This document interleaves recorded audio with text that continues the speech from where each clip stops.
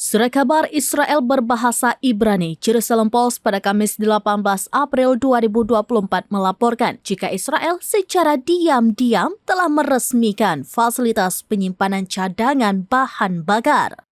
Fasilitas penyimpanan itu dilaporkan dapat menyimpan jumlah bahan bakar yang sangat besar sebagai antisipasi situasi krisis merujuk eskalasi yang dihadapi Israel di multifront.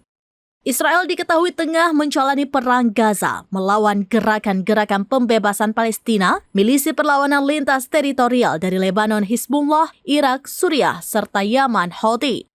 Belakangan Israel menambahkan lagi beban pertempurannya dengan menghadapi musuh besarnya di kawasan Iran.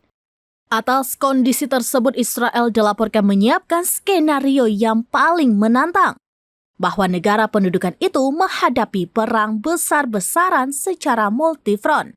Sebagai persiapan, fasilitas penyimpanan bahan bakar dalam jumlah besar dibangun di lokasi yang menurut laporan media Israel berada di bawah tanah jauh di Gurun Negev.